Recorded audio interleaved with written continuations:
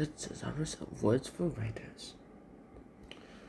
Alright, today we're going to go ahead and do another set of 5 words, I promise you. Those 5 words are simple, but this is a thesaurus.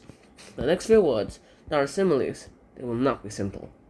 So let's just go ahead and start this off with ambiguity,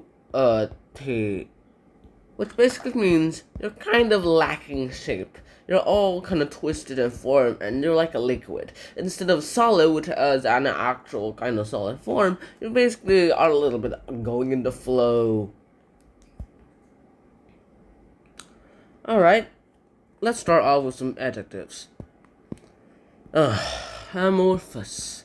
Amorphous basically means you're going ahead and you're in a state of going lacking. You're in a state where you just go ahead and lacking shape, kind of like ambiguity, except it's amorphous. So, our next word is enigmatic. Now, enigmatic, this is actually a word that means you're an enigma. That means you're kind of a little puzzle to go ahead and need to solve. You are hard to understand. And so if someone cracks your code, you will be understood forever. And that is the hardest thing that could probably happen. And this is also the basis of the name, the Enigma machines that the Germans used to decipher their messages. Next up, we have nebulous. Now, nebulous basically means something's enormous and vague. It's very enormous, but it's also very, very vague. It's like a nebula. It's big, but it's very blurry from all the stars. And then we have opaque. And opaque just basically means there's no kind of looking. No kind of, shall I say, looking forward to something. No kind of shape as well too, but there's also no kind of visibility. You can see through it. That's kind of what opaque is, and that's how you describe glass. And then we have zelig. Now zelig is the noun. I'm going to switch colors. So this noun here, it basically means zelig basically means you are a person, but you seem like an omnipresent person.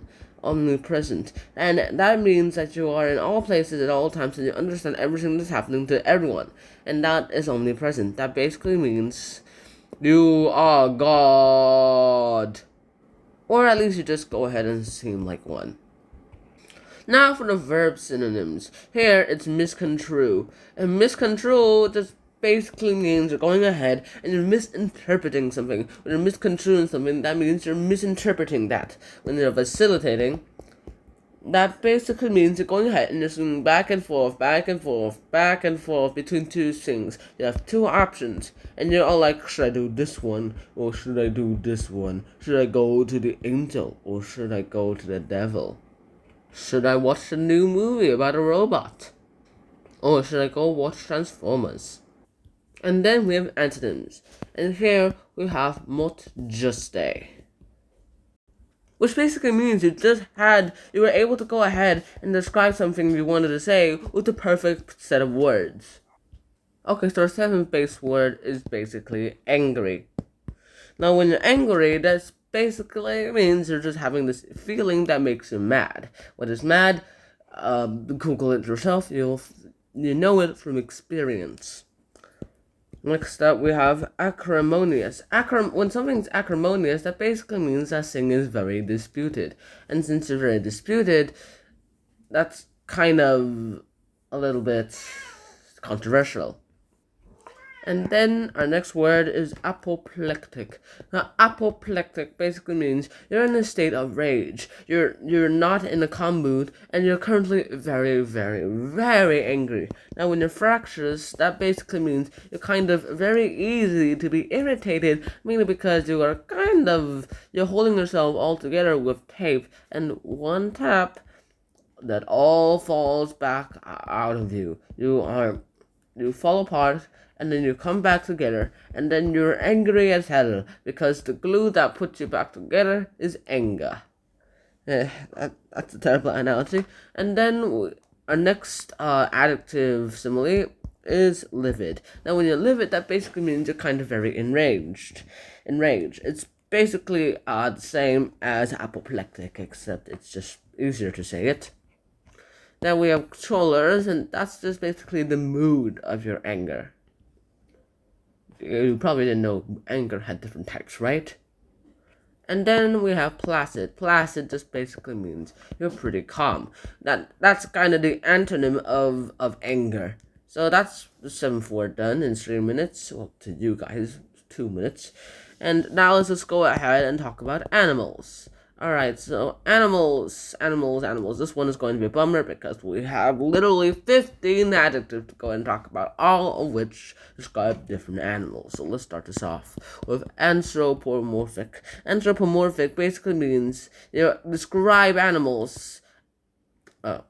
Anthropomorphic. You describe animals as if they were humans. It's like personification. You describe non-human things with human feelings. Like my cat is as smart as a human, something like that. But then again, that doesn't really make a lot of sense. So I think you're going to have to go ahead and make that up yourself. Anthropomorphic. It's basically a personification. And then we have aquiline. Now, aquiline does not make much sense in my opinion, but basically means you are very much like an eagle. Whoa. And then we have bovine, which is like a cow. You look like a cow. Then we have leonine, and that means you look like leonine. You look like a lion. Leo as in lion. Lupine basically means you look like a wolf. Oh, you look like a wolf. Yay. And then Ophidian basically means you are snake-like. I didn't really understand the snake art, but apparently Ophi means snake. Who knew? Not a lot of people knew. Ovine is sheep-like, and well, that's not going to happen. Oviparous basically means you are producing eggs, and then you put them outside of your body, and you lay them, and you hatch them there. That's oviparous. And that's basically what reptiles and birds and one kind of mammal do. And then we have ovoviviparous. I write under space, so I'm just going to go ahead and write here. And this basically means you produce eggs and then you hatch them inside of you, like what humans do, like mammals. And that's pretty much one of the things that happen. Then we have porcine, and porcine basically means you look like a pig, or you're pig-like. And then we have simian, and simian is like monkey-like. Well, all humans are simian, just without the monkey arms. Ursine is basically means a kind of bear-like. You are able to roar like a bear, and you can do things like a bear. That I hope I drew a bear pretty well, because I'm terrible at drawing things. Okay, that's actually a pretty good bear in my opinion. And so when you're Ursine, you are as tough as a bear, or you look like a bear, something like that, when you describe someone as an earth sign. And then we have viviparious. Viviparious basically means you have live young instead of you going ahead and laying eggs. And like what humans do. That's actually kind of what humans do, except we also kind of lay eggs inside of ourselves. Only the females do that, fortunately. And then we have vulpine. And vulpine basically means you are fox-like. I guess that's what vulpine actually kind of means. The vulp and vulpine means. And this is basically what your fox-like too. And then we have zoomorphic. Zoomorphic basically means it's a way to describe gods. And when you describe a god as zoomorphic, that basically means the god has animal features. Like what the ancient Egyptians did. Like when the ancient Egyptians literally worshipped the god with a jackal head, as well as the one with the head of an eagle. And now for the nouns. For the nouns, we have fauna. And fauna are basically the population of animals at a certain time in a certain place. Let's say the fauna of, say, ancient prehistoric America in what today we know as Wyoming. There will be a lot of fauna compared to present day America's Wyoming. And a marsupial is basically a mammal that goes ahead, gives birth to its live young, and then keeps them in a pouch until they're old enough to get outside their pouch.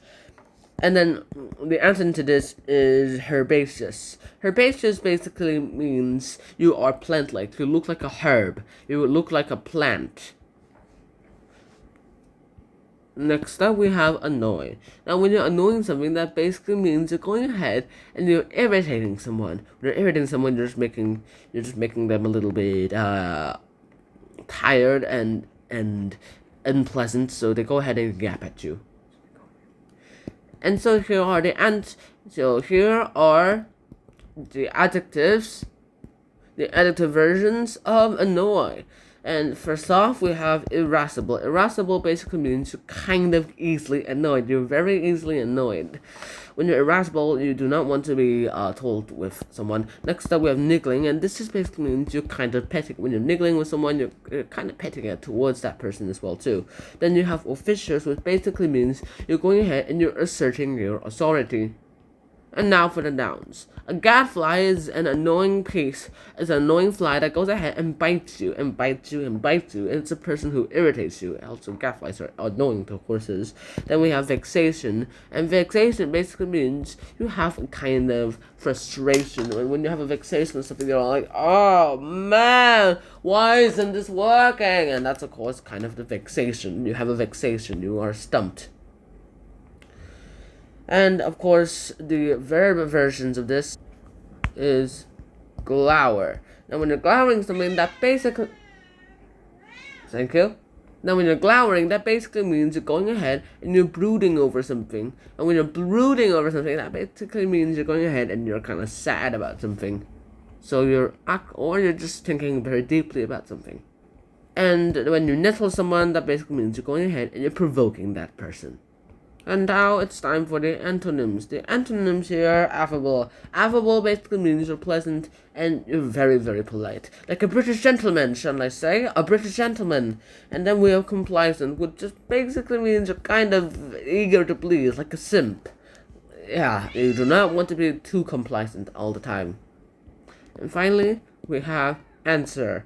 Answer basically means you're going ahead and you're acknowledging someone. You go ahead and reply towards someone about something, like whether it's a question or whether it's a phone call. And then we have acknowledgement. Now, acknowledgement basically means you have a recognition of receipt. When you are acknowledged, that basically means you're going ahead and you're being recognized a lot. And then we have rejoinder. Now, rejoinder basically means you go ahead and you give out a reply that's very clever. It's also very witty.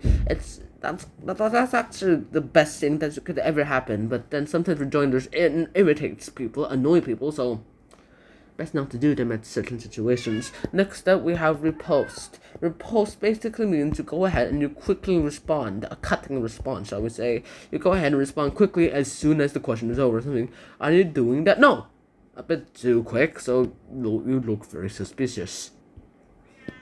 Now the verb for this is now the verb versions include countervail, what basically means you're going ahead and you're using equal force against something. When you're countervailing something, you're using equal force against something so that it wouldn't probably happen. When you rebut, that basically means you're going ahead and you're providing a reply in an opposition. You're rebutting me?